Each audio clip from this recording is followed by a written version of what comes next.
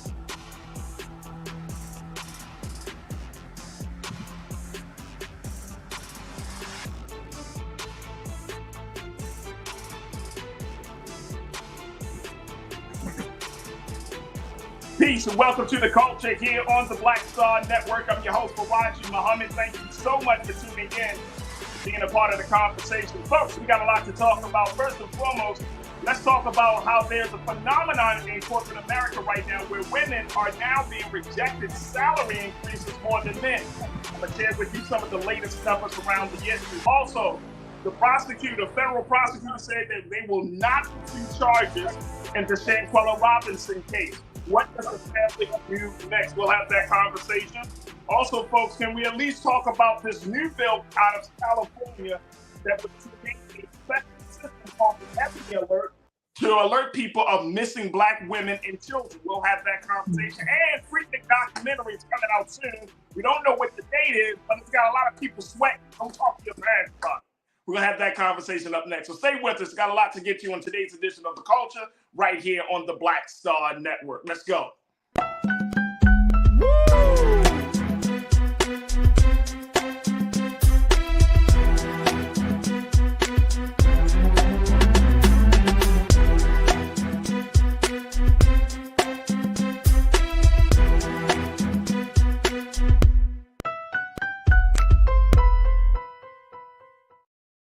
All right, folks, welcome to The Culture here on the Black Star Network. I'm your host, Farajii. Thank you so much for tuning in and being a part of the conversation. Happy Friday, folks. Happy Friday. Yep, it is officially Friday. It's the best day of the week, as some would say. And today we got a fantastic show for you, as we're going to be having a number of discussions about what's going on around the country and, of course, with our culture. All right, folks. Let's start off with the first one, which is something that many people have been saying and talking about, yet has yet to really come into fruition. This is the issue of pay equity. And there are some new numbers that are showing, folks, that guess what? As much as we're seeing that women are getting more in professional positions, positions of management, positions of leadership, that women are still lagging behind when it comes to the bottom line. Cha-ching, the money, folks. Let me share with you this latest study coming out of the Pew Research study. And then we're going to be checking in with Zai Richardson, who is a business owner. She's been a woman who is fighting and advocating for these type of things. So let me just share with you first what Zai had to say on what Pew had to say on this. Take a look at this. This is based on a March analysis of a survey that was conducted by Pew that found that women who attempt to negotiate higher pay with prospective employers are more likely to be turned down than men.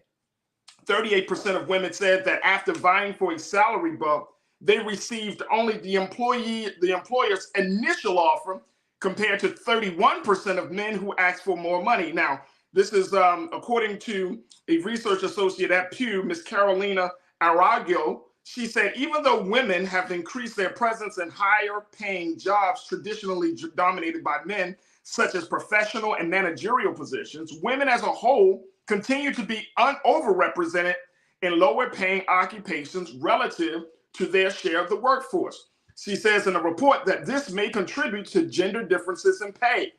Other factors that are difficult to measure, including gender discrimination, may also contribute to the ongoing wage discrepancy. Here's the numbers. Look at that, folks.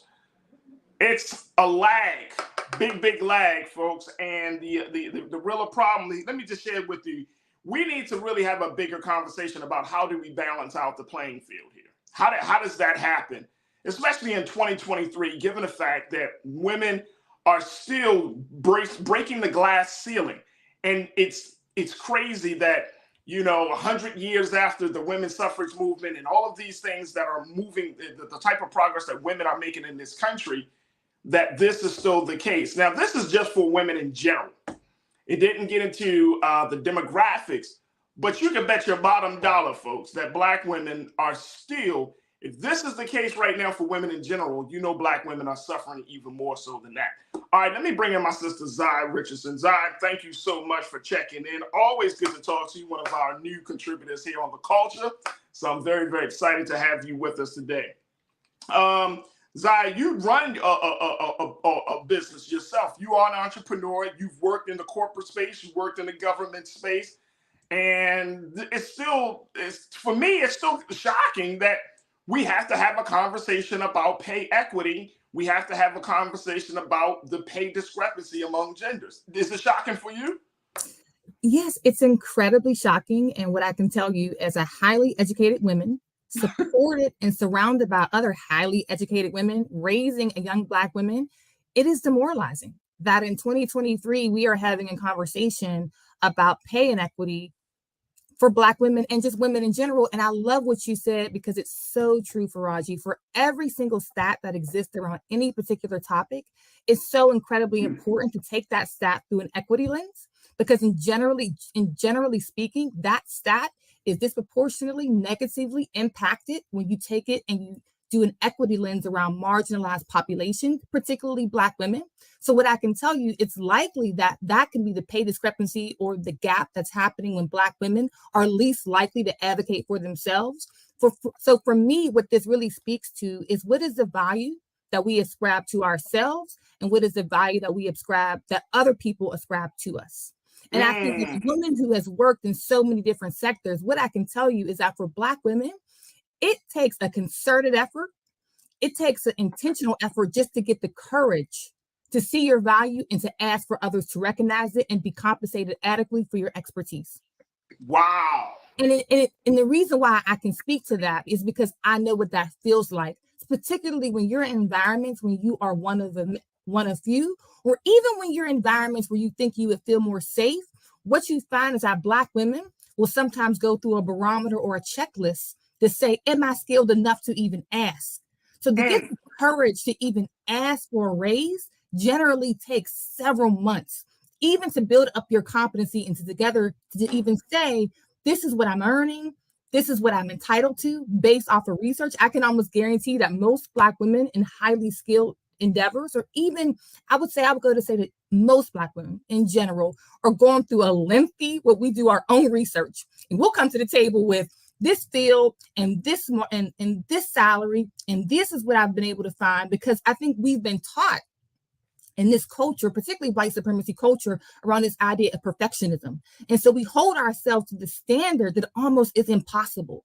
So when we have courage to even ask for someone to recognize that, and we are then not reciprocated with that same level of energy and excitement when we come to the table and then we're turned down, not only does it speak volumes to what is our value in the workplace, it really sets us back emotionally and personally, because it's now like saying that I still have to work to this level. And 9 times out of 10, most Black women are working a step above with their skill set, where their position lies in an organization. Yeah, I mean, I couldn't agree more with you, Zai. I couldn't agree more with you. And here's the thing about that. If it takes so much for Black women and I mean, you say it takes months for Black women to finally say, you know what, I'm going to have this conversation. Yep. I've had conversations with, Nira, I've had conversations with folks that and I think it's mind blowing that it has to require all of that. Yes. Just to show your worth. You got to bring data to the table. Yep. You got to bring your own work achievements to the table. Yep. You got to bring, you got to do like this whole damn PowerPoint for a few extra pennies. Yep. Yep. It's not like you're going to the table and say, look, I'm making 55. Can you boost me up to 65? Right. You're going to I'm making 55. Can you boost me up to 60? Yeah. Or 57? And it's like, so my question is on this piece is that do men need to be involved in this? I mean, because a lot of times this effort has always been, of course, been spearheaded by women. You have certain women that just say, you know what, I'm going to just drive through all of these industries and all of these roadblocks and red tape. But do men need to be like really involved in this issue to push it forward? And I know I hate to put us into a space where we're like, oh, the only way that your woman's going to be heard is with a man's support. Mm-hmm. I hate to put us there, but I mean, is this one of them cases where we might have to go there? I mean, I think certainly that all voices around the critical matter need a critical mass in order to organize it to go from a policy or an advocacy point to an actual tangible policy that rolls out in different tangible ways across organizations. So certainly, I think every population is welcomed in this conversation. I think it's a long-standing conversation that certainly men would be able to add a level of gravitas in terms of we need support, we need help. And I think if you look at the history of people and the history of movements, in particular Black movements, women have always held a critical role and integral into how movements have played out in our country, particularly for Black women. So we never generally are the passive or the audience that sits on the sideline. We are active participants, and largely we are executioners of major reform policies for every significant milestone that has happened in the history of this country. So I would go as far to say is certainly men are welcome. And I just think a large policy that has to be discussed around this pay equity issue is that, just like you mentioned in terms of the gap of asking for a salary, we also have to understand that generally Black women are starting off at a lower salary because Black women are earning about 63 cents for every dollar comparatively to white non-Hispanic men. That's also lower than a white woman.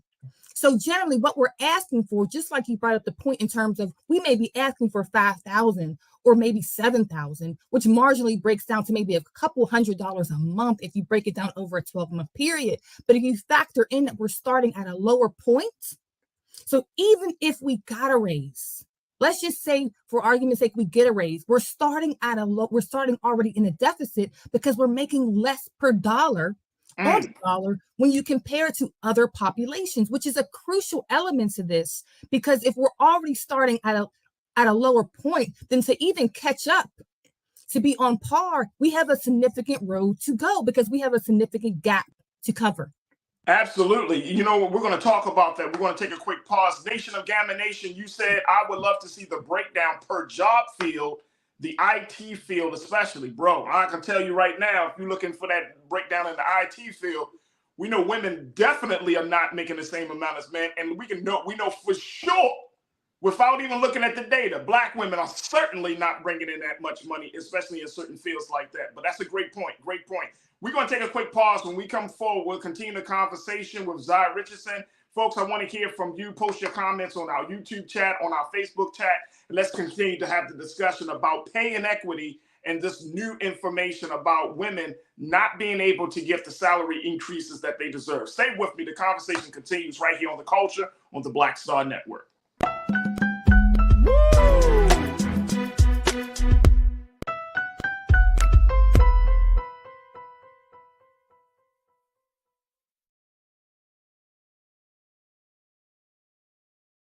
Black Star Network is here.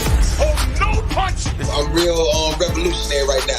Thank you for being the voice of Black America. All momentum we have now, we have to keep this going. The video looks phenomenal. See, there's a difference between Black Star Network and Black-owned media and something like CNN. You can't be Black-owned media and be scared. It's time to be smart. Bring your eyeballs home. You dig?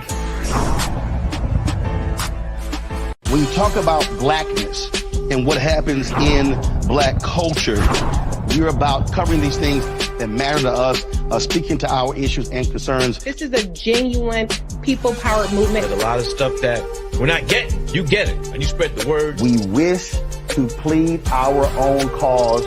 Too long have others spoken for us. We cannot tell our own story if we can't pay for it. This is about covering us. Invest in Black-owned media. Your dollars matter. We don't have to keep asking them to cover our stuff. So please support us in what we do, folks.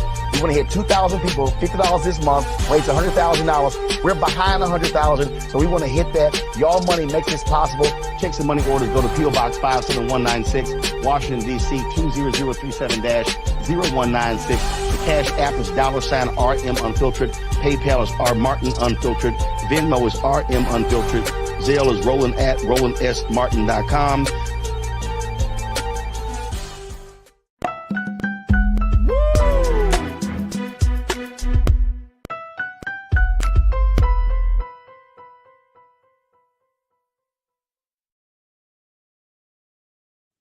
All right, folks, welcome back to the show. We have been talking about pay inequity, how a new Pew Research study shows that women has been rejected on a higher rate than men for simple requests to increase their salary. Here's the breakdown. This is the chart coming out of Pew Research, and it's mind-blowing. We're still talking about this in 2023. I've been checking in with our new contributor, Zai Richardson, who has been giving us her insight on this whole process. As she is an entrepreneur working in various spaces.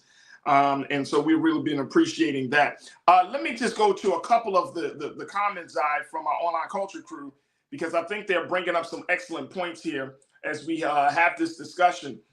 First, Conscious Thought, I love the part that you made. You said that employers are expediting towards automation and artificial intelligence, so they are much less inclined to offer or approve increases in pay. Sad but true. What's your take on it, Zai?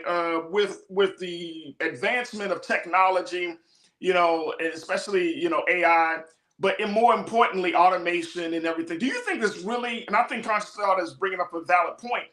Do you think that this is going to cause even more of a problem for women, especially Black women in the workforce? I think possibly, but one thing about Black women, we work and we are highly skilled. Y'all work harder than robots? I don't know. I mean, I feel like we may not work harder than robots, right? Because we don't have the intelligence that's like artificially created with a bunch of background. But I think it can certainly be somewhere that people have been concerned about that.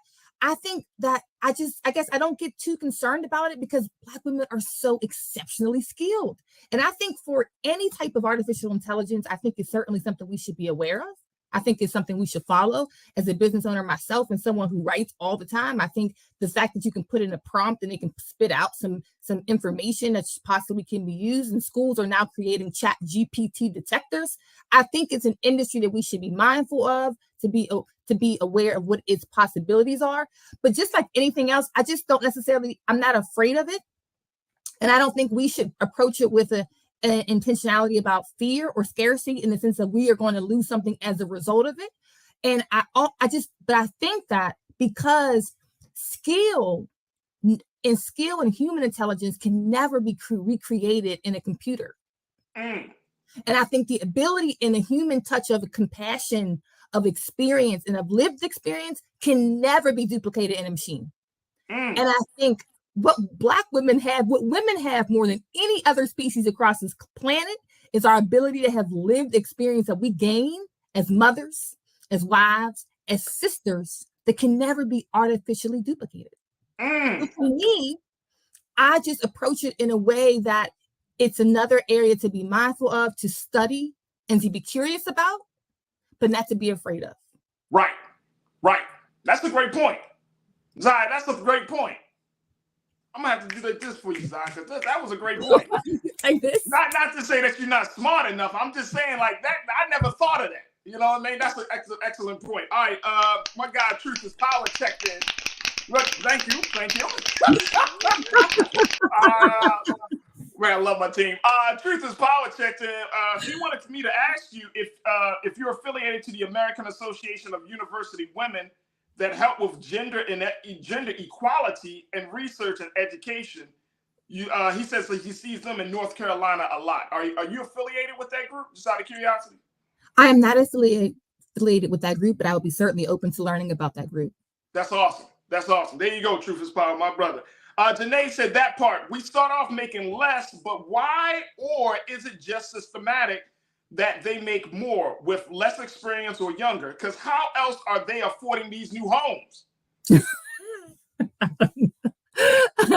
I just say, I don't know how. I don't know either. I don't know, Janae. I have no idea. But here's the thing, though.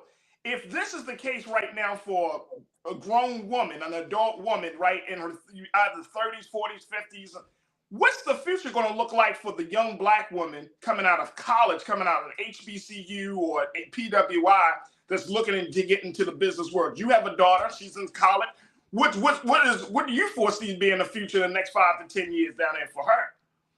Oh, I mean, even in spite of all of this information that is difficult, and yes, as a Black woman, it's demoralizing. But what I can say is, in terms of what's happening in trend, Black women have a future. And my daughter, I feel very encouraged by her when I watch her and when I see her advocate for herself, when I see her be relentless in what she wants. There is a ownership in the individuality in young women that is unmatched and should be celebrated. Yeah. And I think there is a mindset. They really are passionate about what they believe in, and they do it in a way that is really clear about, this is what I want, and I'm unwilling to be flexible. So sometimes that's very irritating for a mother, right? And for a teacher. Right. But other times, in certain places that she goes, I can understand that fierce independence, to be really laser focused on what she wants, is an incredible asset. So, and I think it's something that, as our generation, I think we're moving out of that. And I think our generation will be the last generation to really have this, I need someone else to approve my idea before I move forward. So that's young Black women they are so much more vocal about what they want. So I feel the future is incredibly bright for them. So that leads me to this next question as we wrap up this conversation, which is, do you come to the table wanting to have certain skills? Let me give you the basis for this. Conscious Thought, you checked in. Conscious Thought said upskill, scale up. Facts. That's why I'm going back to school now. And it made me think that should women put themselves, and I'm saying particularly Black women, put yourselves in a position where you're like, okay, I'm gonna come to the table with an overabundance of skills where I essentially justify my worth financially, right? Mm-hmm. Versus, hey, I'm gonna come to the table with just enough skills and then allow the company or the institution that I work for see what I got and then let them shape me to be in that point. Or just like the next generation, it's like, hey, these are my skills. you either love me or leave me alone. Yeah.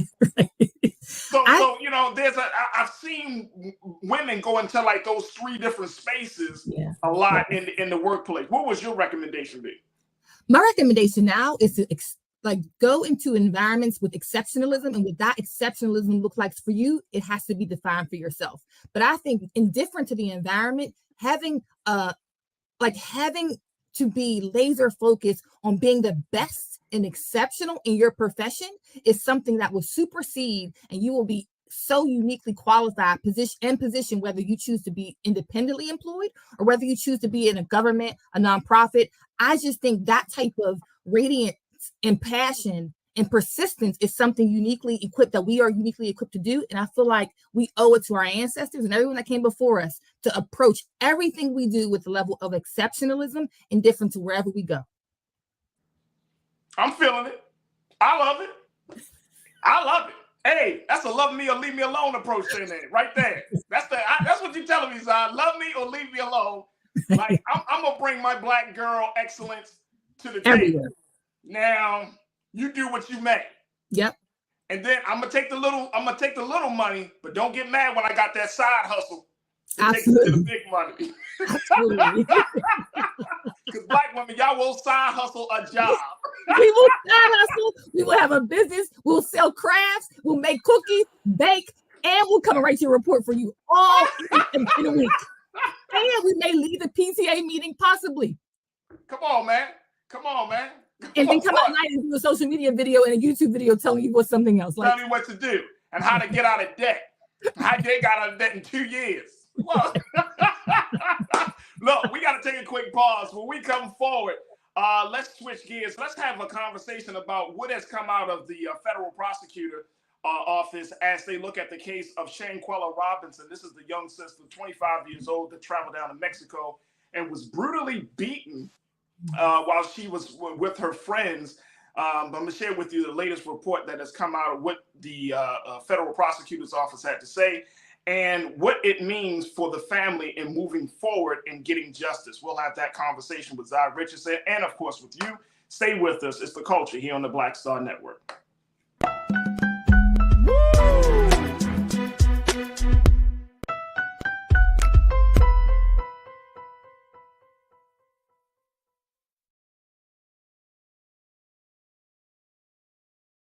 Hatred on the streets, a horrific scene, a white nationalist rally that descended into deadly violence. White people are losing their damn minds. As an angry pro-Trump mob storms the U.S. Capitol, We're about to see the rise of what I call white minority resistance. We have seen white folks in this country who simply cannot tolerate black folks voting. I think what we're seeing is the inevitable result of violent denial. This is part of American history. Every time that people of color have made progress, whether real or symbolic, there has been what Carol Anderson at Emory University calls white rage as a backlash. This is the rise of the Proud Boys and the Boogaloo Boys. America, there's going to be more of this. Here's all the Proud Boys, guys. This country is getting increasingly racist in its behaviors and its attitudes because of the fear of white people. The fear that they're taking our jobs, they're taking our resources, they're taking our women. This is white fear.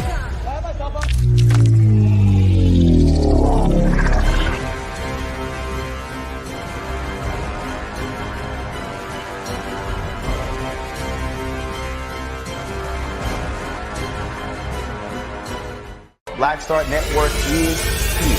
Oh, no punch! I'm real revolutionary right now. Thank you for being the voice of Black America. All momentum we have now, we have to keep this going. The video looks phenomenal. See, this difference between Black Star Network and black-owned media and something like CNN. You can't be black-owned media and be scared. It's time to be smart. Bring your eyeballs home. You dig?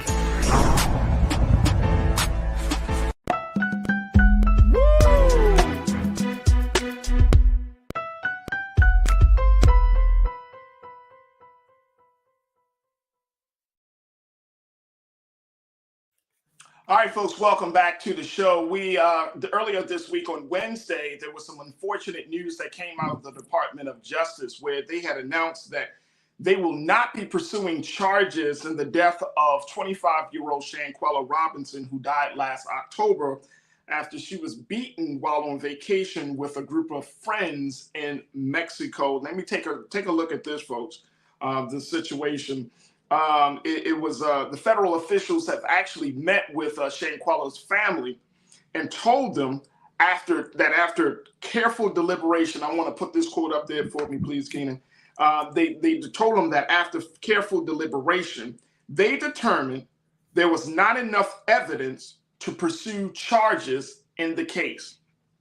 According to the reporting to the the Department of Justice, they said, as in every case under consideration for federal prosecution, the government must prove beyond a reasonable doubt that a federal crime was committed based on the results of the autopsy and after a careful deliberation and review of the investigative materials by both the U.S. attorney's offices. Federal prosecutors informed Ms. Robinson's family today that the available evidence does not support a federal prosecution. I want to bring my sister Zai back. There's the sister Shanquella Robinson. Of course, you know, here on Black Star Network, Brother Roland has been talking about this case and keeping us up to date on what's happening with this case. But this is just another blow in the Robinsons' attempt to find justice and hold people responsible for the death of their loved one and of their sister and daughter, Shanquella Robinson. Let me bring my sister Zai Richardson back of Zai Media Group.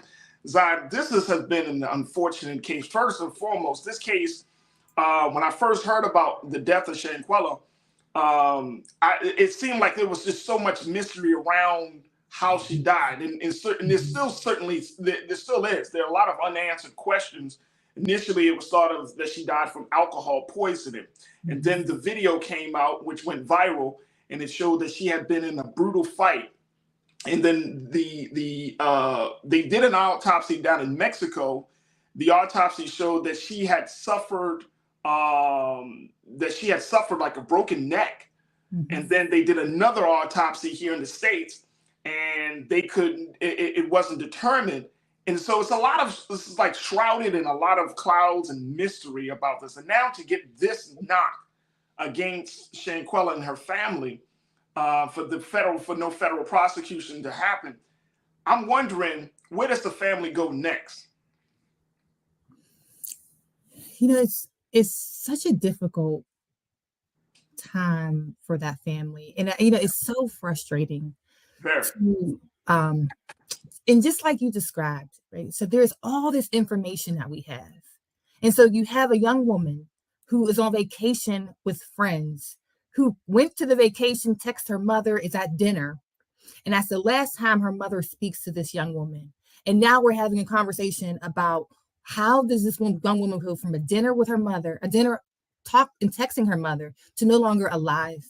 And we have a video, which was all throughout the internet, where she's being beaten. And it's visibly her. Her parents confirm it's her. She's with friends. She's not alone. We all have to have this gruesome video. So yet again, we have a gruesome video where a parent has to be re-traumatized to see their daughter visibly beaten on camera, and to have the world see your daughter's last moments in a horrific way. So then we have a video. And then, so there's evidence there.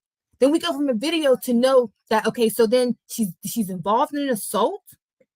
See, it's an autopsy in Mexico that confirms that she has spinal injuries. And we have that. So we have the autopsy from Mexico that confirms that she has spinal injuries. We have a video, and yet and still, we're at a point where there's still not enough evidence to pursue charges. So the question is, what is enough? That's the big question, because you worked with a prosecutor, you worked with the state prosecutor here in Maryland. You know, what? And I understand the government's view. They're saying we need to have pretty much rock solid evidence. But what does the prosecutor's office look at? And again, they said beyond a reasonable doubt. But you have, like you said, you have this video. Mm-hmm. You know that the acquaintances, because we can't call them friends and crew, y'all say they were travel companions, they weren't friends. Right. You're absolutely right. So you have these acquaintances, you have somebody videotaping, obviously someone was videotaping this violent interaction. Right. So, exactly. So in a case like this, it's hard for me to say. It's like, what does the prosecutor need? Do they need what? Because is it about the autopsy report, or is it about the persons that are in the video that's responsible for at least the beating? Like, you mean to tell me no one is going to be held accountable Like the government saying, okay, yeah, the autopsy in Mexico shows a broken neck, a spinal injury. Right. But we did our autopsy and it's inconclusive. Right. But this young woman didn't die magically or mysteriously. No, and that's the other thing. She did not die magically. Right. Something happened to her. Something happened to her. I always think it's interesting that when I hear about somebody like they break their neck, unless they hung themselves, unless they got into a terrible accident, right? It's so hard for you to do that on your own. Right. Right. And it makes me think of Sandra Bland, who goes into a situation alive. She comes out, never comes out, and then she dies, and then there's this overwhelming evidence that points to something happened that was not a fault of her own, and it becomes inconclusive enough to have charges brought against it. In the prosecutor's office, the prosecutor has tons of discretion around what is permissible and what can be arguable in court. So the idea that they have this notion that there has to be no reasonable doubt is arguable depending on the evidence that you are willing to pursue and the evidence that points to the case that you want to create. So we have witnesses. Not only do we have witnesses, it's not a secret. It's not, the video would never have been publicized had someone not taken it. So there's not a question of you having to, this is not a stop snitching, we can't find anyone to talk. We have digital evidence that a video was taken, it was circulated, it was on someone's phone, there was an audience, there was an aggressor, she was attacked, she's on the ground, she has a travel passport, they had travel plans, her routine, she's posting on social media, so her footprints are digitally marked along with, I would guess, those who are with her. So there's so many pieces of information that can be tabulated and analyzed to create a timeline. Prosecutors create timelines just like detectives. So the timeline of when this video first was observed, when it was first created, and then what happened from the time of the video to her death. And that's the big question. That is the question. That's the big question. All right, let me go to some of the crew before we take our next pause. Willie, you checked in and said justice. This is my guy, Willie Frazier. Good to talk to you, Willie. You said justice will come with karma. Those names are out there and nothing will go right for those responsible. Okay, I agree. I think we all kind of have this hope that when we hear very horrific and tragic stories like this, that's something that the justice will inevitably, and justice will, I have no doubt that justice will prevail. We may not see it. We may not be privy to the type of suffering that these folks go through, those who are really responsible, but justice will certainly prevail. But it doesn't necessarily bring some peace of mind to the family who want to see that happen publicly. Right. Publicly. I don't know what kind of stress and strain is going through your head, but publicly, we want to see you pay for taking the life of this sister unjustifiably. Norma, you checked in. Norma Hamilton, thank you so much, Willie. Good to talk to you. Norma, you checked in and said, let's admit it, she was the wrong color. All of those acquaintances were like pretty black. There wasn't like a group of black folks. Yes. And see, this is the part about it. Norma, that's the thing. This is the part about it. You mean to tell me that you can go on a trip? Who said this? Norma, you said it. You said, Norma, they hated her that badly, they had to kill her. Sick. Like, what type of individual are you to take somebody's life on a trip like this and then to come home and act like nothing happened? I mean, seriously, what? And you mean to tell me from October all the way to now, this is April, you mean to tell me that you...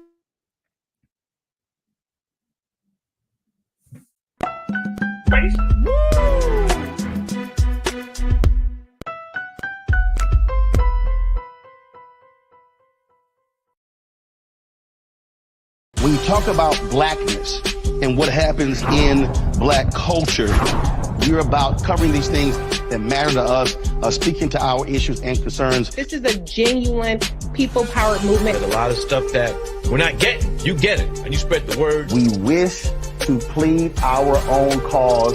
Too long have others spoken for us. We cannot tell our own story if we can't pay for it. This is about covering us. Invest in black-owned media. Your dollars matter. We don't have to keep asking them to cover our stuff. So please support us in what we do, folks. We want to hit 2,000 people, $50 this month, raise $100,000. We're behind 100,000, so we want to hit that. Y'all money makes this possible. Checks and money orders go to PO Box 57196, Washington, D.C. 20037-0196. The Cash App is $RM Unfiltered. PayPal is R Martin Unfiltered. Venmo is RM Unfiltered. Zelle is roland@rolandsmartin.com. Pull up a chair. Take your seat. The Black Tape with me, Dr. Greg Carr, here on the Black Star Network. Every week, we'll take a deeper dive into the world we're living in. Join the conversation only on the Black Star Network.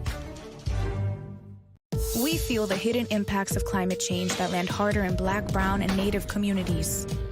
Not many people talk about it because they clearly don't know our lives. But with President Biden's landmark infrastructure and climate plans, our issues are finally seen. Removing lead pipes means we know our water is safe. Cutting carbon pollution helps our kids breathe easier. 1.5 million new jobs means stable work in communities. The impact we need. Right now.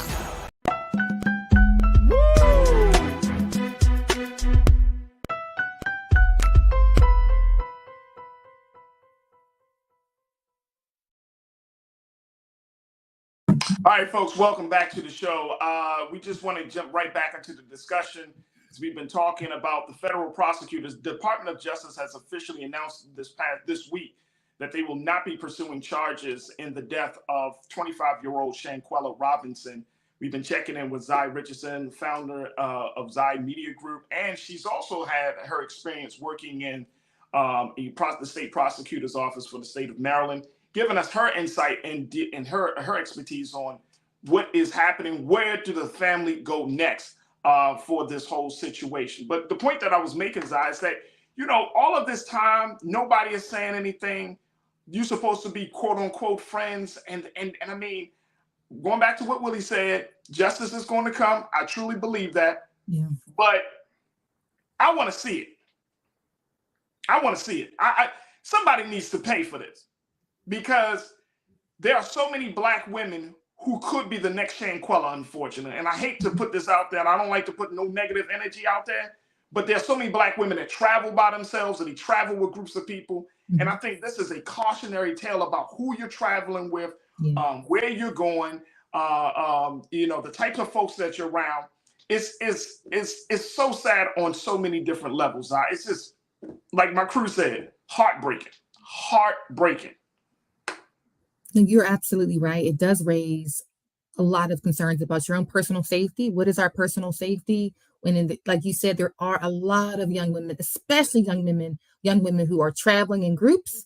And there's a lot of new groups, new friend groups that pop up where people aren't necessarily friends. They are more of associates. They sort of get together based off of a common theme around we all want to go X place, we all want to go here, and you end up traveling together. So you bring up such a good point. It raises so many questions about personal safety, about friendships, associations, because what people are you traveling with that would allow such a heinous act to happen to you, and then almost absolve themselves of any responsibility in what has happened, and absolve themselves to have no responsibility in bearing what happened to your family, and knowing that they are the last people to be with you and to be seen with you. And it's not a secret. Again, this is no secret. There's a digital footprint where everyone has been complicit and participated actively in this assault and this murder of this young, beautiful woman. So I think it does raise, just like you said, Farajii, so many questions about personal safety for women in particular, when this is so prevalent, especially with young women. When I think about my daughter, when I think about other children and my nieces who travel, especially they just got out of college or they're getting out of high school. And there's a big thing, especially international travel. It's huge right now. Huge. And how they're traveling, where they're staying, Airbnbs or vacation homes. Is it safe? Is it not safe? And so you raise a lot of good points. And so for this family, it's like, so now again, we have to organize collectively to say we have to have a rally. I understand they're having a rally, and they have, they have their attorneys, and they go through the same exercise. And unfortunately, it's now become like a blueprint of what to do. who to go to, what lawyers to advocate for you. The federal Department of Justice has not put out a statement. And what's at the heart of it all is that there's a discrepancy in terms of autopsy report. The Mexican autopsy report says one thing, and then the DOJ's report says another. So if it's inconclusive, the layman obvious question is, why can't a third autopsy report be convened? And you know what? That may be the direction that the family needs to go in, Zach. Yeah. That may be the direction. And I know that's the other part about that is, of course, you've worked in the legal system. That costs money. It does. Right? So the family would have to put up some money or do whatever they do, raise money, however they can get some money to help in that process, right? And trying to find the answers. And I think you're absolutely right. I think a third autopsy would be required. If the States is one thing and Mexico saying something else, you're just going to have to get another autopsy to show. But then the process starts all over again. Mm-hmm. You know what I mean? And I think that's the part about this whole thing is you mentioned it earlier, the re-traumatizing that comes along with, okay, what really happened, seeing the footage, getting the investigators, all of these things play a huge role. Johnny Davis, you checked in and said the Most High is in charge of justice and we don't get to tell him what to do. But the evidence is clear as to what happened. These people acting as though the parents weren't in on it. That's crazy. Yeah, that is crazy. I don't think I heard. I don't know if you heard that theory, Zod, that all the parents kind of knew. Who would? What? That is crazy. And Johnny, I'm glad you brought that up, bro, because that is absolutely insane. But you're right. Again, it's not about the justice. I truly believe justice will be served, but I do want to hold people accountable. I think that it's so important. This was a case that went from no one was really talking about it to everybody was talking about it. Yes. And because it got so many layers to it and so many different facets to it, we should see some public display of justice. Absolutely. Just for the family's sake, if nothing else. I want to know personally, how do these acquaintances get into a space to do this? Like, yes, we should see them. We should embarrass the hell out of them. We should humiliate them. And their family should feel ashamed that they're involved in something like that. I mean, and that's the other part. So you mean to tell me, I think it was like 5 or 6 people that went on a trip with Shanquella. So 5 or 6 families who probably knew, oh, you went, ain't that your girl? Right. Shanquella? Didn't you go to Mexico? Yeah, what happened? So 5 or 6 families stayed quiet? Mm-hmm. You mean to tell me out of all of those people that went, 5 and 6 different families stayed quiet? Right. Nobody is saying, hey, look, my cousin may know something. Right. Come on, man. And see, we talk about other stuff outside of the community, outside of us. But the reality is we hold this secrecy so bad. And I hate this culture, because it's killing us. We don't hold killers and those responsible for our death. We don't hold them accountable in our neighborhoods enough. I'm sorry. We do not do that. We want to hold. Don't call on no so-and-so. Don't call the police on so-and-so. Why not? I mean, I get it. Trust and believe me, folks. I definitely get it. But what are we supposed to do? You sitting next to somebody that may be responsible for the murder of someone in a very brutal fashion. Do you supposed to just hang? I mean, what are you supposed to do with that? Right. Yeah. No, and you raised such a good point because again, she was not there alone. And I think for me, it goes to, okay, so the autopsy came back inconclusive from the Department of Justice, but is there an opportunity for charges of assault? Is there confirmation that this young woman in the video is her, or if it's not her, tell us it's not her? So I understand a prosecutor's office generally is not able to release public information around an investigation, and I understand the ethical obligations of that and why that's important. But there has to be, other than a statement, I do feel there's a moral obligation that the federal government owes to the family, and it owes to the nation at large, and for everyone that has to watch this video and have to see this play out and have to go to this rally. They owe us as taxpayers, there has to be a responsibility to communicate beyond what's permissible, but give us something so that we can understand legitimately how you come to a conclusion that then it makes us think, if that's not her, then tell us it's not her. Give us some level of finality around what happened.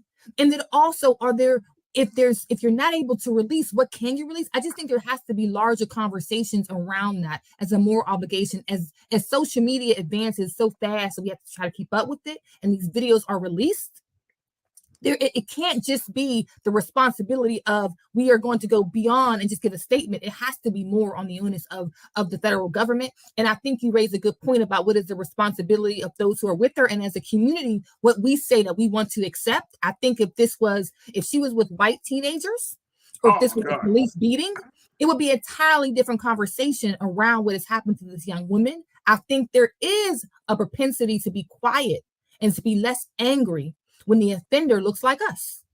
That is true.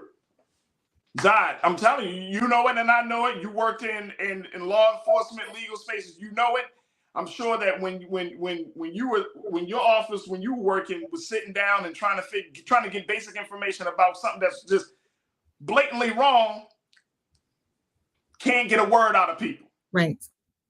Can't get a word out of people. Janae, you said you mean snitch. Yeah, see, is it snitching? Is it really snitching, which has a negative connotation to it, right? It means like you're turning your back, you're betraying someone that is close to you or a friend or something. But is that really snitching when you know that the person that you call your friend, your family member, really did do something wrong? Is that snitching?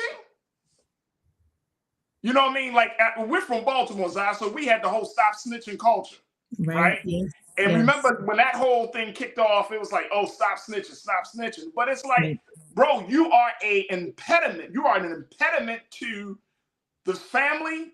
You are a problem to the community. Is that considered snitching? If you are a problem, either we're going to let the local authorities deal with you, or we got to deal with you. But you're a problem. Yeah. And I think back in the day, or in terms of how we self-governed as a community, I think years ago there was a sense of obligation and responsibility to one another. So you necessarily may not have even involved the local authorities, possibly, but there was a willingness to cooperate more I would say collaboratively around your community and with police when necessary. I think right now, individuality has caused us to be so splintered.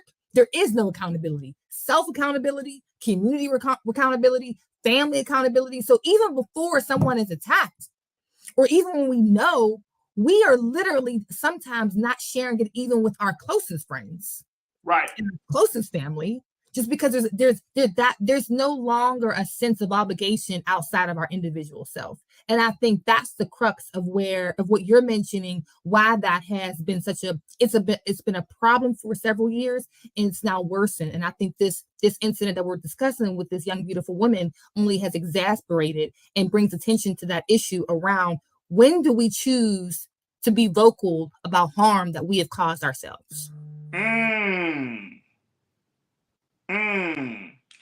Karen, you bring up this point. When traveling with a group, please be sure your family has the names, the photos, and contact information of everyone traveling with you. This is not right. Yes, that's an excellent point, Karen. Excellent. So I see now that there's a conversation. McCole, you also added to it. You said, I agree, Karen. It is wise to let a few people know when you are traveling. It is a safety issue. This is for men and for women. So we're talking about letting people know what the situation is. I wonder how many people, Zai, will actually take on, because I think that's a great idea. I wonder how many people will actually do that. And how can we incorporate that into our culture, the current culture of how we're moving, you know what I'm saying? Or how we're traveling.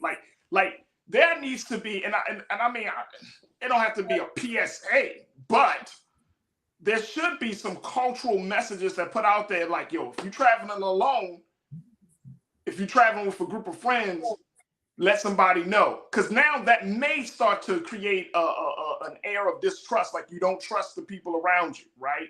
And some people may say, okay, that's all good, we understand. And then some other folks may just be like, yo, that's messed up, you don't trust me. I don't know. Yeah. But I think that it's important that you do let people know. And it's just that, unfortunately, that's the time we're living in right now, Zai. Yeah. But you know what's interesting to me, though, is I would bet that this young woman posted and tagged everyone who was with her in the post. I would guarantee that a simple, and I'm sure that authorities have already done that, Right. because people do post and because we have a tendency to tag everyone with us in vacation in that post, generally speaking, publicly, we share rapidly about our vacations. That's true. That's true. That's true. This for me, and I get what the government is saying, and I don't know, and this is, we're going to have to wrap up. I know that the government the federal prosecutor's office is saying, look, we don't have enough evidence beyond a reasonable doubt. But this seems more like a case that we as the community and we as the culture has to really kind of like bog down on. You know what I mean? This is an example of how the culture can possibly fail us and how the community can fail us. That's what this case means to me. It's one thing, okay, we know how the government feel about Black women, but I think this is more of an indictment against the Black culture, Black community, because we, as much as we want to believe, we don't always take care of each other. We don't. You're absolutely right. We don't take care of each other. We don't take care of Black women as much as we want the police, the government, business to take care of Black women. We don't take care of Black women. So I think it's a great indictment on us, not on anyone else. And we got to look at ourselves. If our culture is that we can do this to Black women, we can do this against each other, then it's also an indictment of the fact that, you know what, we need to do more to take care of Black women, the health and safety of Black women. So we will have to see how, hopefully the family will move on for the third autopsy. They said they're not going to be deterred from this setback, but may God be with them, and we will certainly keep folks posted. Zai, thank you so much for your time this afternoon. Truly, truly appreciate you, sis. Keep up the great work, and God willing, we'll reconnect very soon with you. Thank you. Thank you for having me, Farajii. Absolutely. Always, always. All right, folks, we got to take a quick pause. When we come forward, let's talk about what's coming out of California with the Ebony Alert on how they're trying to establish a system that will help track down missing Black women and children. Stay with us. We'll have that conversation up with Nir Muhammad. And of course, with you, stay with me. It's The Culture here on the Black Star Network.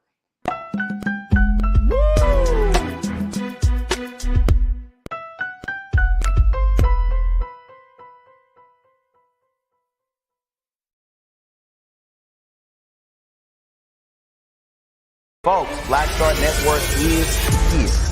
Oh, no punches! I'm real revolutionary right now. Support this man, Black Media. He makes sure that our stories are told. Thank you for being the voice of Black America, Roland. Stay Black. I love y'all. All momentum we have now, we have to keep this going. The video looks phenomenal. See, there's a difference between Black Star Network and Black-owned media and something like CNN. You can't be Black-owned media and be scared. It's time to be smart. Bring your eyeballs home. You dig? Pull up a chair. Take your seat. The Black Tape with me, Dr. Greg Carr, here on the Black Star Network. Every week, we'll take a deeper dive into the world we're living in. Join the conversation only on the Black Star Network. Hi, I'm Dr. Jackie Hood Martin, and I have a question for you. Ever feel as if your life is teetering and the weight and pressure of the world is consistently on your shoulders? Well, let me tell you, living a balanced life isn't easy. Join me each Tuesday on Black Star Network for A Balanced Life with Dr. Jackie. We're all impacted by the culture, whether we know it or not. From politics to music and entertainment, it's a huge part of our lives, and we're going to talk about it every day right here on The Culture with me, Farajii Muhammad, only on the Black Star Network. I'm Deborah Owens, America's Wealth Coach, and my new show, Get Wealthy, focuses on the things that your financial advisor and bank isn't telling you but you absolutely need to know. So watch Get Wealthy on the Black Star Network.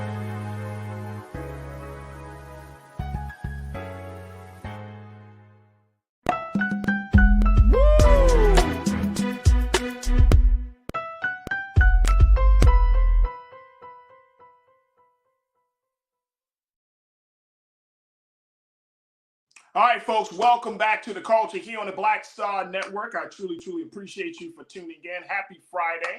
Hopefully you've been enjoying the conversation and, more importantly, have had a good week. And if you are just wrapping up your work day, I hope that you are prepared for the weekend as well. But today we wanted to continue the conversation, this time on a different level, as we talked about some of the unfortunate developments in the Shanquella Robinson case.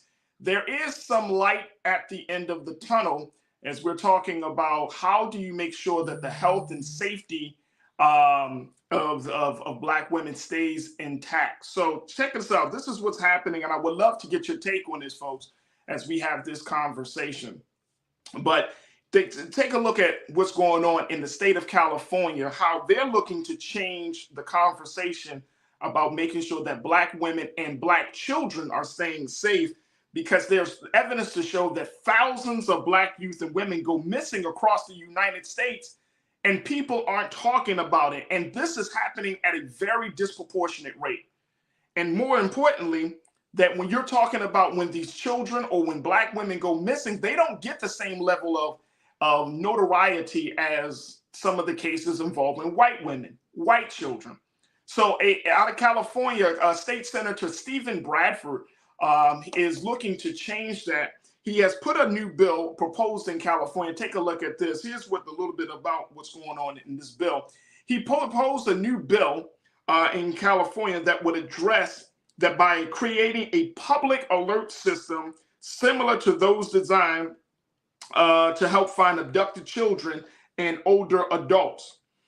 Senate Bill 673 was introduced last week, and it would create what they call the Ebony Alert, like that, system for missing Black children and young women. Now, when activated, the proposed system, similar to the Amber or Silver Alerts, would inform people of missing Black children and young women. Ebony Alert. Take a look at that, folks. So, we all know what the Amber Alert is. They give you the information. They let you know this is the child that's missing. This is the last time they were seen. This was maybe the last person they were seen with. This is the vehicle that the child was missing or was taken in. So that type of information. But can you imagine? And I hope that here in California, they move forward on passing this bill, State Bill Senate Bill 673, because this would possibly change some of this. As much as we all have known cases where Black women goes missing and we don't hear about it, this could be a huge, huge part of making the livelihood and the safety of Black women a top priority. Now, here's the other piece on this, and I want to share this with you. Then, crew, I want to hear what you got to say on this. So, again, State Senator Stephen Bradford brought this bill into the conversation, saying that the new alert system would ensure that resources and attention are given to bringing home missing Black women and children, eliminating implicit racial bias in cases involving missing persons of color. Senator Bradford said, when someone who is missing is incorrectly listed as a runaway, they basically vanish the second time. They vanish from the police detective's workload. They vanish from the headlines. In many ways, no one even knows they are missing. Wow. So here's the thing. And we got Nira, and that's going to be joining us in a moment. But here's the thing very quickly, folks, and then we'll jump to Nira. If they write a Black woman or a child off as a runaway, that ought just a simple term of using runaway and not somebody that's connected to a family, connected to a community, then guess what's going to happen, folks? That's what's going to happen. They're not going to put the resources behind them. They're not going to take the case seriously. They may not even try. They may just tell the family, hey, we just got to wait to see if they come back home.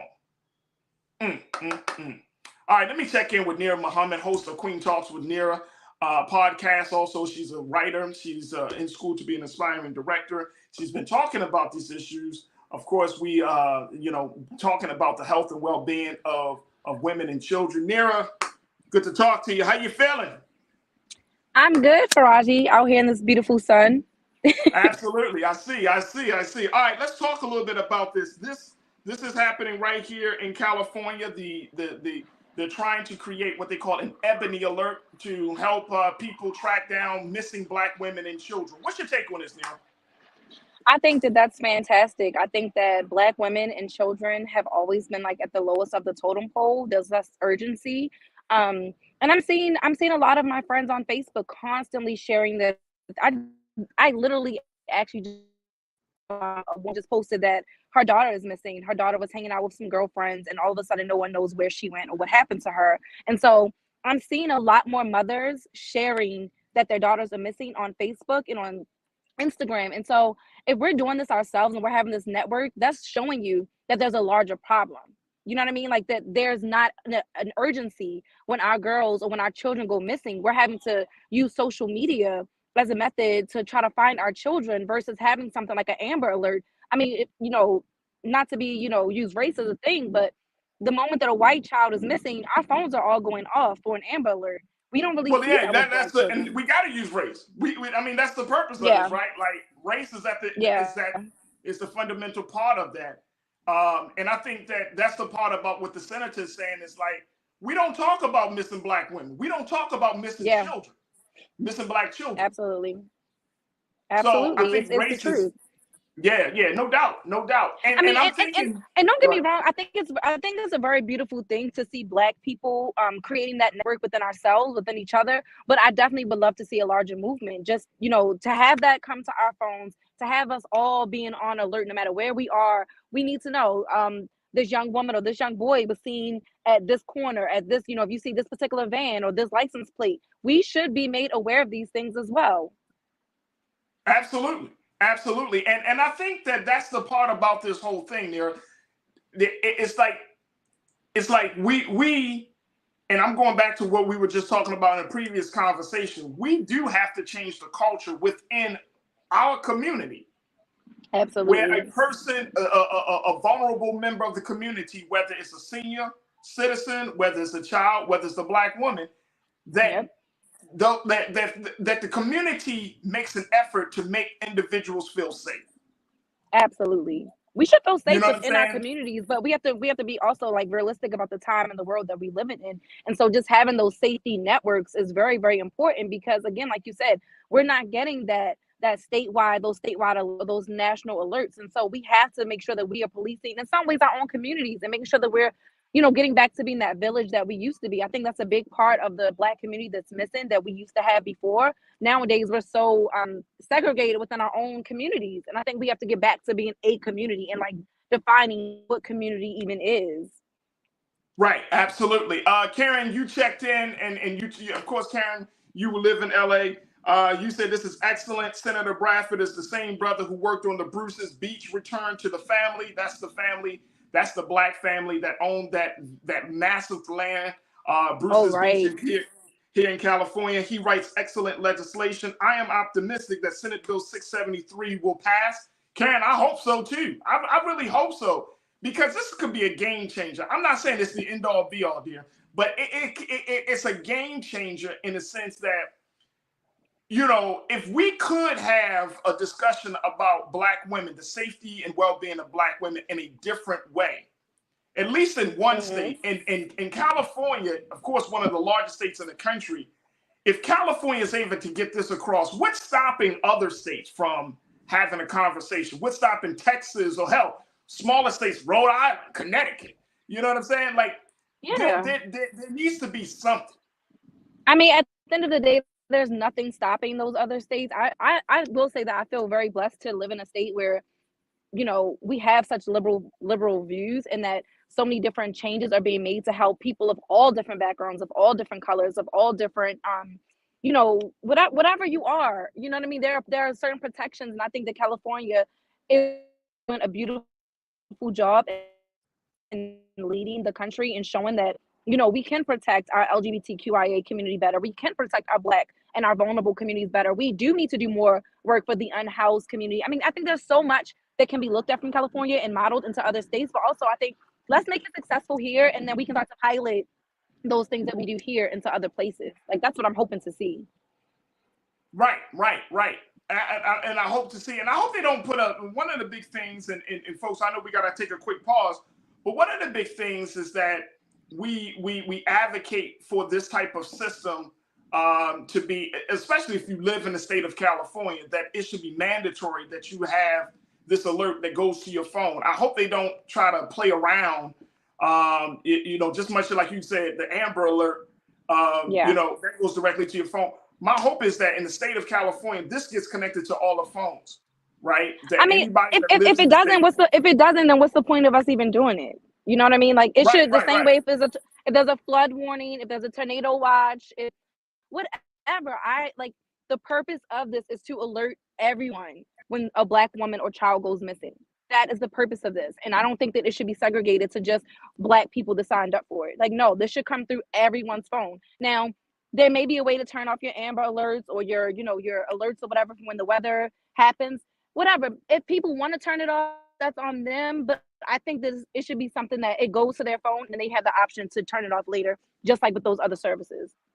Absolutely. All right, folks, look, I got to take a quick pause. When we come forward, we'll continue the conversation with Nira. I want to hear from you folks as we talk about the California Senator Stephen Bradford, who has decided that enough was enough, that women need to be heard, that Black children need to be a part of the conversation. What are your thoughts about California possibly creating an Ebony Alert to alert us to missing Black women and Black children? Share your thoughts on our YouTube page, on our Facebook page, and of course, stay tuned. We still got a lot more conversation about this and other matters right here on The Culture on the Black Star Network.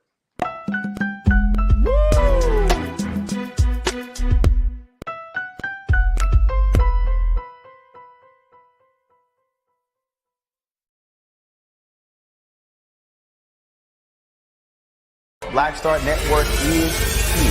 Oh, no punch! I'm real revolutionary right now. Thank you for being the voice of Black America. All momentum we have now, we have to keep this going. The video looks phenomenal. See, this difference between Black Star Network and Black-owned media and something like CNN. You can't be Black-owned media and be scared. It's time to be smart. Bring your eyeballs home. You dig? When you talk about Blackness and what happens in Black culture, we're about covering these things that matter to us, speaking to our issues and concerns. This is a genuine people-powered movement. There's a lot of stuff that we're not getting. You get it, and you spread the word. We wish to plead our own cause. Too long have others spoken for us. We cannot tell our own story if we can't pay for it. This is about covering us. Invest in Black-owned media. Your dollars matter. We don't have to keep asking them to cover our stuff. So please support us in what we do, folks. We want to hit 2,000 people, $50 this month, raise $100,000. We're behind 100,000, so we want to hit that. Y'all money makes this possible. Checks and money orders go to P.O. Box 57196, Washington, D.C. 20037-0196. The Cash App is $RM Unfiltered. PayPal is R Martin Unfiltered. Venmo is RM Unfiltered. Zelle is Roland at RolandSMartin.com.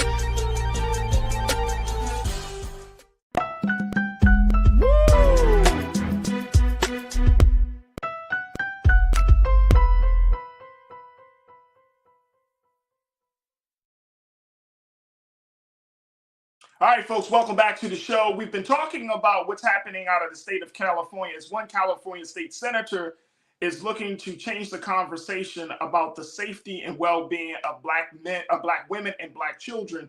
He's proposed that this is coming from Senator Stephen Bradford, who is proposing Senate Bill 673, which would basically start an Ebony Alert, what he calls an Ebony Alert, that would alert California residents and folks in California about missing Black women and missing Black children. We want to get your take on this. Join us in the conversation. We've been talking to podcast host Nira Muhammad, who has the podcast Queen Talks with Nira, and she's also a writer and activist and an educator talking about this issue as well. So folks, join us in the discussion. We would love to hear from you, and to the crew, keep posting your comments because I'm enjoying what I'm reading so far. Nero, I want to share this with y'all to give y'all some more details about what Senate Bill 673, what that entails, and how they decided to, how Stephen Bradford, Senator Bradford, what he's deciding to do around this. First and foremost, Keena, let's post this, the third quote up on the screen for me, bro. Under this proposal, the law enforcement agency could request an alert to be activated if the missing person is between 12 and 25 years old, if the missing person may have been a victim of trafficking or abduction, if the missing person, their physical safety is in danger, or if they suffer from a physical or mental disability, and other factors. So you're talking about at least 4 to 5 different criteria that determines whether an Ebony Alert will be issued.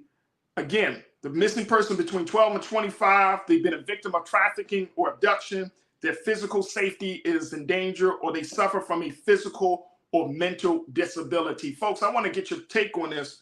Make sure you post your comments. What do you make of that? What do you make of that? And more importantly, you know, do you think that's a good set of, that's a good criteria to have?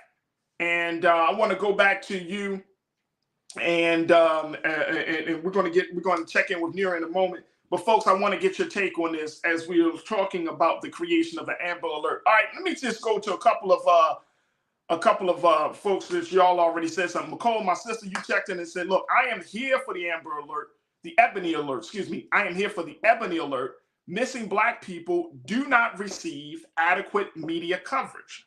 Absolutely. Absolutely. I am here for that as well. So anything to get our story out there, anything to show our value, to affirm our life, I am totally, totally with you, Nicole. So I'm here for the Ebony Alert. Baked Beanie Siegel, you checked in, and Nicole, thank you, sis. Baked Beanie Siegel, you checked in and said, don't allow white people to use that term ebony. Come on, Baked Beanie Siegel. Come on. What are we doing? What are we talking about? What are we talking about? What you talking about? Ebony means black. What's wrong? What's wrong? Let's not get caught up in semantics, folks. Let's not get caught up. We know what that means. Ebony Alert. We know what that means. We can have the Shanquella Alert. I don't care. You know what I'm saying? But if it's about Black people, what you want to say? What you want? You want to come up with a different term, bro? You want to say Black people alert? Nubian alert? Huh? What are we talking about? Is it offensive that somebody called it an Ebony Alert? I mean, y'all tell me, is that offensive? Because the last time I checked, we actually have a whole magazine called Ebony. Okay. All right. I just want to throw that out there, that Baked Beanie Siegel, if you thought that may be offensive, then what's up with that magazine that we all love, that we all grew up on, that we all hold high as being part of the Black media landscape called Ebony? Should they change that to Black People magazine? Come on. Let's not get into semantics, man. Let's not do that. You said that's a sexual term when used by certain people. I'm not thinking about that. When I hear Ebony, I'm thinking Black. I'm not thinking about sex. I'm thinking Black. But maybe I can't speak to how some people think, bro. I can't speak to that. But Ebony is like, hey, you know that's Black. Again, we have a magazine that's called Ebony. You know what I'm saying? That celebrates our Blackness. So I think that's important for us to keep in mind. Johnny, you checked in and said it has to be well thought out because I am sure the term Ebony Alert vigilantism will be tagged as an excuse for law enforcement continuation. Inadequacy. I'm not sure what you mean. How does that work? What do you mean by that? I'm not sure. Brother Johnny, I'd love to hear what your take is and making that a little clearer for me about your thoughts on on that. But you saying that it will open the door for vigilantism? I definitely need more insight on that. Allison, Kinsey, you checked in and said the California Ebony Alert is a start. I expect a possible domino effect where it can become a federal law. Facts. That's what I'm looking for. That's what I'm looking for. Look, folks, I don't want us to get into a space, and Allison, I appreciate you and I agree with you that it should be in a possible federal law. I don't want us to get into a space where we start chipping away at an effort that comes out of something good. I mean, a good place. The place is we don't have enough conversation. When Black women and Black children go missing, they go missing. They don't, that's not a part, unless it's put on social media, unless, you know, the family of these missing loved ones begs and pleads and with local media to get it on their newsreel, and then has to be pushed, and where they got to beg and plead for it to be a part of the national conversation. What are we doing? Let's not get in the habit of shooting down something that is inherently could be really game changing. So that's the thing. Yeah, that's the thing. Let's not get into that. And I know it's so easy for us to jump into that space and say, well, this is, this is not enough. Look, I'm at this place in my life, folks, and some of y'all may be with me here as well. I'm at this place in my life. If it's good for the culture, right? Whether it's a small step or whether it's a big step, if it's good for the culture, right?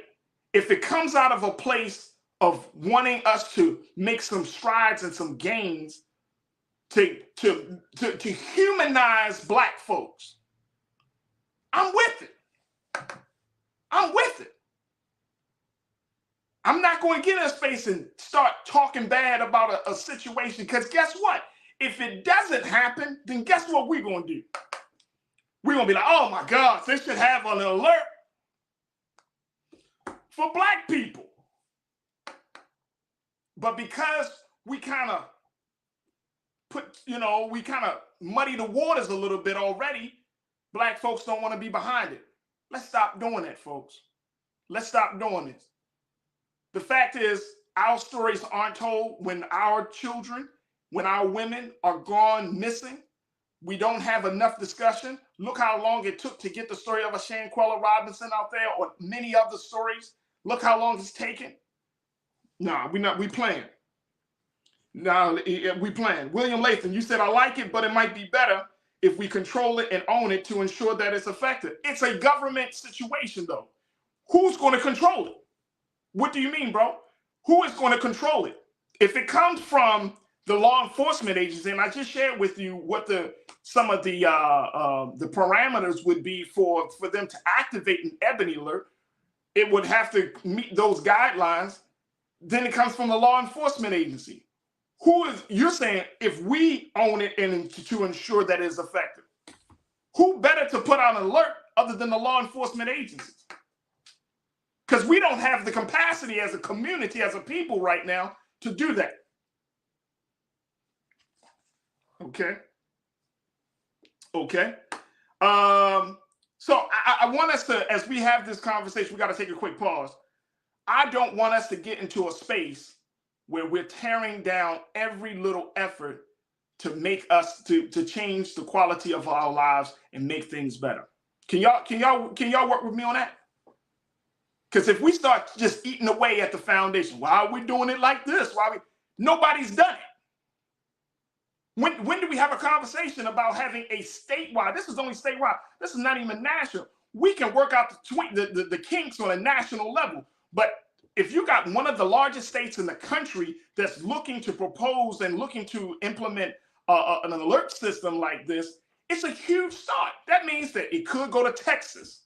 It could go to Maryland. It could go to Florida. It could go to other places. That's a win for us all in the community, folks. That's a win. So I'm fully behind State Senator Bradford's efforts to create an Ebony Alert. We have to know, and we have to make it known that the livelihood, the safety, and the well-being of our children and our women is important. Just as much it is for white women and white children for us to get those alerts, we need to get those alerts. And I'm glad that it's happening at least in one of the largest states in the country. All right, folks, I got to take a quick pause. When we come forward, let's change the conversation. Y'all been talking about Freaknik on social media.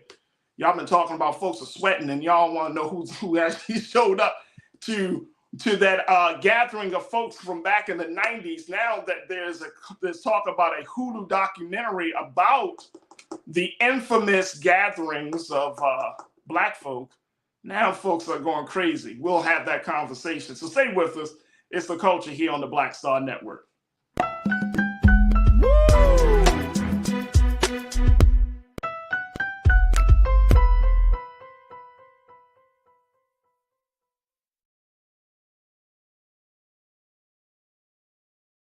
I'm Deborah Owens, America's Wealth Coach, and my new show, Get Wealthy, focuses on the things that your financial advisor and bank isn't telling you, but you absolutely need to know. So watch Get Wealthy on the Black Star Network.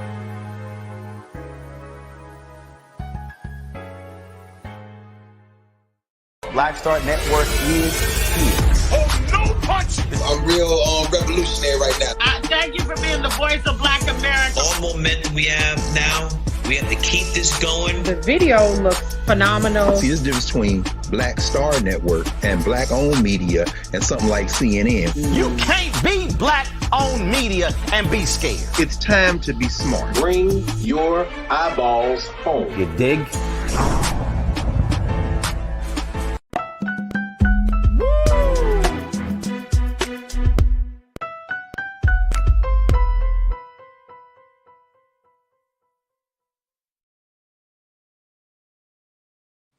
All right, folks, welcome back to the show. Wanted to have a conversation about Freaknik because it's such a big discussion on social media. People are apparently sweating after hearing about a new documentary that has been produced and will be airing on Hulu, a documentary that talks about the infamous gathering of young Black folks back in the 90s. So, y'all know that annual festival. I remember Freaknik, man.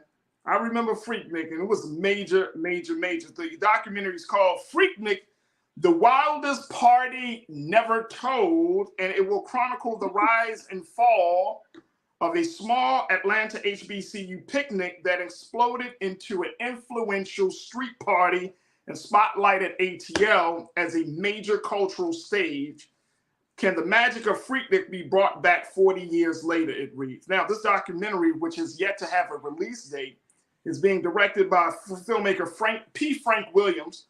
Some of the film's co-producers are hip-hop legend Jermaine Dupri, Florida hip-hop legend of the founder of Two Live Crew, Uncle Luke Campbell, Peter Bittenbender, Melissa Cooper, Eric Tomasos, Terry Ross, and Alex Avant.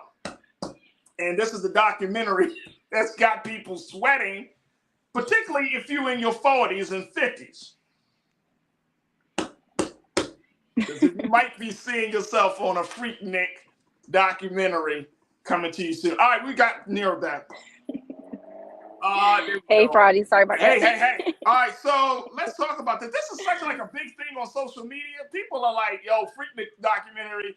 And it's like now everybody's got jokes, and then I put it in. We got it in this thing. Don't tell your parents, because your parents be like, they give you that look, be like, Mom, Dad, what happened with Freaknik?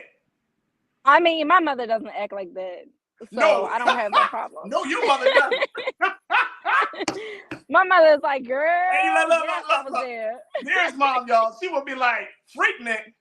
Bring out the popcorn and the marshmallows. We're about to have story time. I can tell you some stories. What a time to be alive. I'm gonna say that. What a time to be alive. Why do you think this talk about how documentary... lit the 90s were so lit. I'm sorry. So lit. Well, all right. But the question is, why do you think this documentary got people on edge?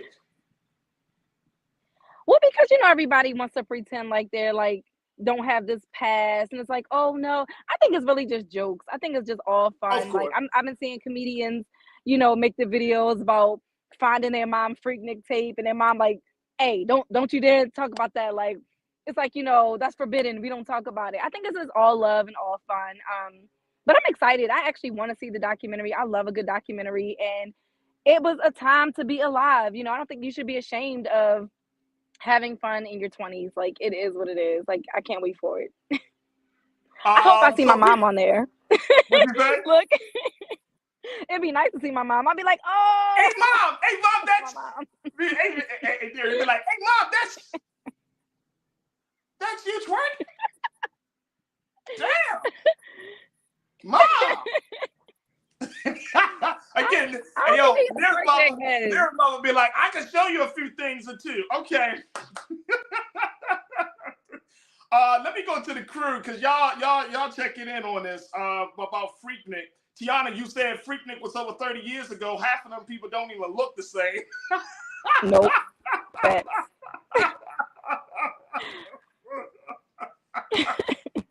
No, they don't. That's a fact. That's a fact. It really is. It makes me think about Soul Train too, though. Like those old Soul Train days. Like, they were having a good time. They were having a time. Okay. Hey, yo, let me just tell you. Look, I don't know if Shamar Moore will ever see this. Y'all got to see Shamar Moore. Y'all know who Shamar Moore is, right? He's in 50. Yes. Y'all should see the videos of him in King of Soul Train, dog. King of Soul Train. Danita, you got an interesting take on this. Danita Jackson, you said no, that needs to stay in the past. Well, here's the thing about this, and you actually going to school, being a director, you love history. I would have to say that it doesn't need to stay in the past. I think there is something fascinating about that gathering, just because it was a huge cultural moment. I remember, people went to I'm so tired. I'm low-key tired of like us always saying like, oh, we need to keep certain things in the past. But the moment that we see all these stories and celebrations of white culture, or their stories, what I'm saying, their documentaries, it's like, oh, we need more black. And then we tell our stories, it's like, oh, we need to keep that in the past. Like, which one is it? Do we want to tell our stories or do we not? Like you said, this was a big phenomenon. This is a big cultural part of the Black community. Why would we not have a documentary about it? Why would we just forget everything that we've ever done so that our stories just disappear? If no one talks about you, you're already dead. That's how I look at life. So, as a director, as a screenwriter, stories deserve to be told. Our history deserves to be told and preserved. Why not? Yeah, and like we said, some of these people don't even look the same. This might be a good moment for them. Imagine if you've been kind of just bogged down with life, you've gotten so serious, and you've forgotten that you used to be this like fun person that like used to do certain things. Maybe seeing this documentary would be like, dang, I'm not just like this mom and this businesswoman. Like, I used to be this fun, outgoing, you know what I mean? Like, it's a good nostalgic moment. Like, everything doesn't have to be seen so negatively. Like, just don't watch it or do watch it, but our stories deserve to be told, good or bad. I don't care. Like, stories deserve to be told. I think we lost Nearest there, but I agree. You know what? I agree with Nero on this one, folks, that it is important that we tell our stories. Here's the other part about it, and to Nero's point that it opens up this conversation about showing the depths of us, especially our parents, right? Here's the thing about it. It could also bring people together. And y'all might be saying, what? Some of you, ride with me on this one, folks. If you knew your parents, right, went to a situation like this, and let me just say this, it wasn't always like debauchery, okay? It started off small and it just exploded into something else. But if you knew that your parents took part in stuff like this, or if you knew that, you took part in stuff like this, it could be a way for you to have conversations with younger people in your family about going to gatherings and events like this. And Nira and I were talking about this the other day, and I think this is important. The thing is, would you want to have, or let's go to this question first. what cultural gathering can we really say that really brought us out the way Freaknik brought us out? What cultural gathering do we have today that's reminiscent or similar to that? And put your thoughts in the chats, because I would love to know. Is there any cultural gathering, in that gathering of young Black folks, that we saw at the height of Freaknik? Is that something that we're still seeing today? Is that something that we need to see today? You know, because one thing that I was sharing with Nira when we were talking about this off air, one thing I was like, I don't think we can have a Freaknik today. And I may be wrong. I don't think it could exist today because the culture is so different. And this is why I think we need to have this conversation about, you know, the importance of having a discussion about a big historical cultural moment like this, because the culture is different. You can't just, y'all remember back in the 90s, well, let's remember the music. You had all types of music, you know, in terms of the shows, Black shows. We have more Black shows that came out in the 90s than we probably ever had on television. You from Living Single to, you know, the Cosby Show was out. I mean, there was a plethora of Black shows, Martin, Black shows that we have come to love and still watch today. So the music, if you remember what was going on, if you remember what was the music of the 90s, you had quote unquote what they call gangster rap, you had conscious hip hop, you had all different types of stuff that represented the very different facets of our community.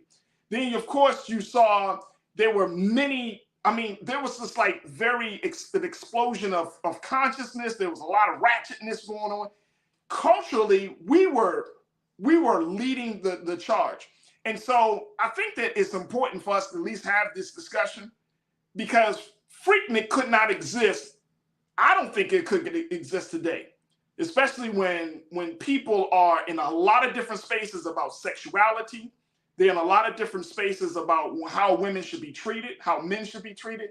When we're looking at the music today, yeah, our music might be somewhat ratchet today, but back in the day, y'all know, come on. It was a different time. So I want to put that question out there. Do you think that we could even have a Freaknik today? I would love to hear what you guys got to say on this. Lori checked in. You said, seeing your mama and daddies, this is where it all originated. Twerking.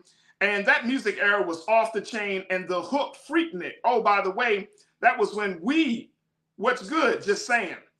That was when weed wasn't around. There was no cannabis around like that. I mean, folks, of course, were smoking it, but there weren't any cannabis. There wasn't, it's a different cultural point. All right, let me see if I can get Nira back in very quickly on this as we talk about the, Deuce, you said, what you mean, bro? Black barbecues be lit, B. Right, absolutely.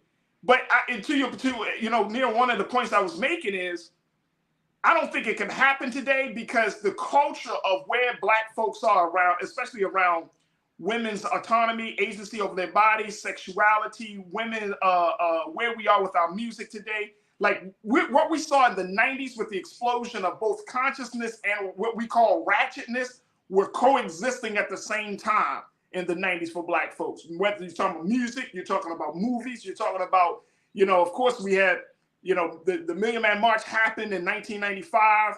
And so Freaknik was happening like years before that time. I mean, there were a lot of things that were happening with Black folks as we were trying to find our way in this new space.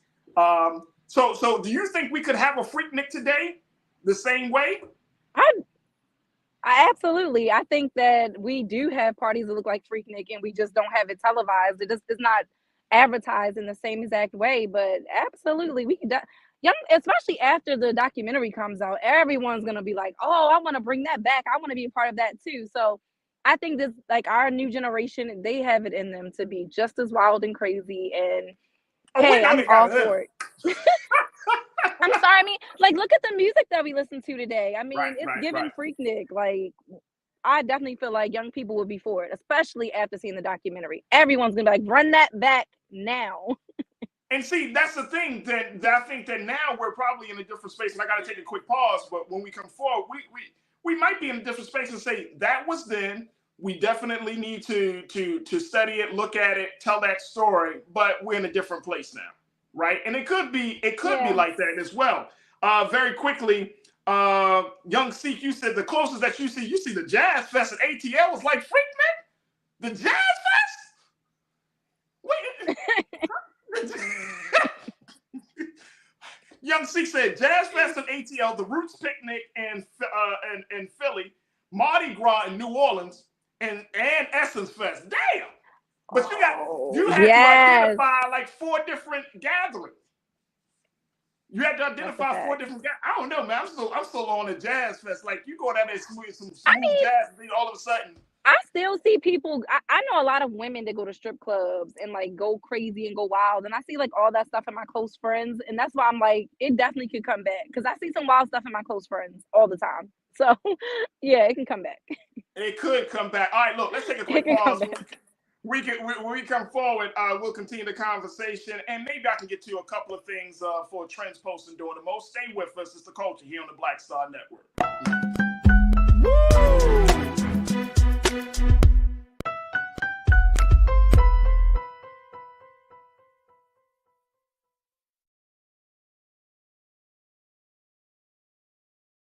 Black Star Network is here.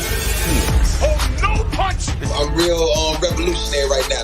Thank you for being the voice of Black America. All momentum we have now, we have to keep this going. The video looks phenomenal. See, there's a difference between Black Star Network and black-owned media and something like CNN. You can't be black-owned media and be scared. It's time to be smart. Bring your eyeballs home. You dig? When you talk about blackness and what happens in black culture, we're about covering these things that matter to us, speaking to our issues and concerns. This is a genuine people-powered movement. There's a lot of stuff that we're not getting. You get it, and you spread the word. We wish to plead our own cause. Too long have others spoken for us. We cannot tell our own story if we can't pay for it. This is about covering us. Invest in black-owned media. Your dollars matter. We don't have to keep asking them to cover our stuff. So please support us in what we do, folks. We want to hit 2,000 people, $50 this month, raise $100,000. We're behind 100,000, so we want to hit that. Y'all money makes this possible.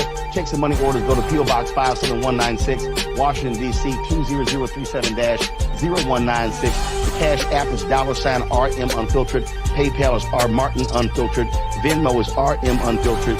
Zelle is Roland at RolandSMartin.com.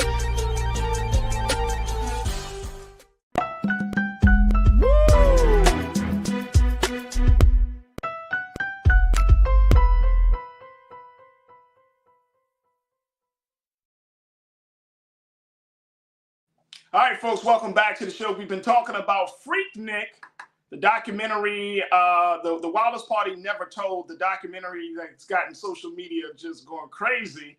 The documentary that is being co-produced by Luke Campbell and Jermaine Dupree, but it's a chronicle of the rise and fall of the major street party that started off as a small HBCU picnic and that exploded into a cultural revolution. We're talking a little bit about Freaknik, and don't tell your parents. We're checking in with Nir Muhammad, host of Queen Talks with Nir podcast. Folks have been checking in on this. Folks have been schooling me, dear, about the Jazz Fest. Apparently, Jazz Fest ain't just for the jazz aficionado anymore. They said, Young C said that's because we haven't been to Jazz Fest. No jazz festivals are exclusively jazz anymore. Usually an R&B headliner. It's a whole party. Okay. All right, Young Seek, I'm glad thank you for schooling me, sir. Thank you for schooling me. Understand. T. Hines, I think this is absolutely hilarious. T. Hines said, put a thumbs up if you attended Freaknik. Nobody posted a thumb yet.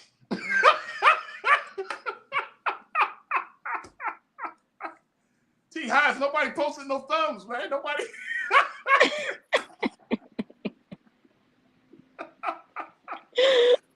T. Hines like, hey, it's like that scene, like, hey.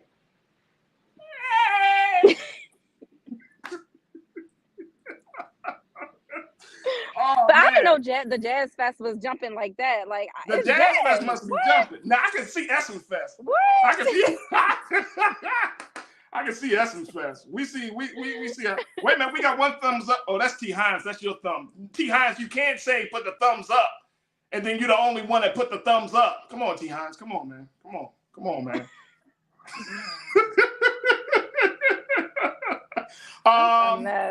Let me tell you, look, folks are saying, Karen, you said, Karen Connor, you said that it's hard to do a Freaknik now with the Me Too movement, with the way that Me Too movement and Janelle, and you said the same thing. You got Me Too movement, you got new laws in these big cities and small cities, especially like these beach towns and college towns. You can't do circling the block. Like none of that existed back in the 90s. You know what I'm saying? Because I don't think these cities were prepared for, like Atlanta was truly prepared for that influx of folks. So to that point, I think that's a great point, that there are totally different laws, but more importantly, cultural norms and behaviors are being shaped during this time that weren't shaped at that time back in the 90s. So I definitely think that is a huge point for us to keep in mind. All right, Allison, you checked in. Allison Kinsey, you said Freaknik back in college days, the music was different, and there was a level of respect. Today's society is very confused. I don't think it will see a positive reception. Very different. I think there is a very, very different society, folks. And I think that speaks volumes about where we are. Then some people would say, because of the way things are going, we're actually making progress. So here's another reason why I think that we could have, this is why this type of conversation need to be had.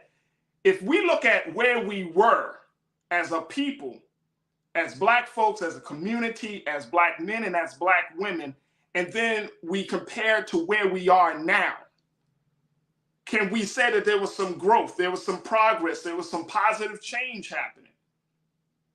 See, we're looking at from just 40 years ago, how we relate to each other in the community.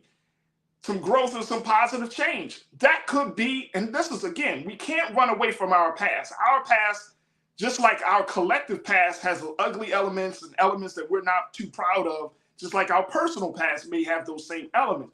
But we shouldn't run away from our past. We have to embrace all elements of our story, our personal and collective stories. And so this is why I'm excited to see it, because there can't be any real growth. There can't be any change if we want to act as if they'll, keep the skeletons in the closet. I may be wrong on this, crew. I might be totally wrong. But look, you got to teach your children the full history. Now, how much detail you want to disclose, that's a different conversation. But you got to let your children know, especially if you got teenagers, you got college students that, college age students that are your children, have the conversation. Have the conversation. Willie, you said we can't even hang in the parks in Orlando anymore. Meanwhile, there's a 3-day drug binge in the Citrus Bowl, and they let that go. Again, times have changed. Times have truly changed. And I think that speaks volumes about where we are.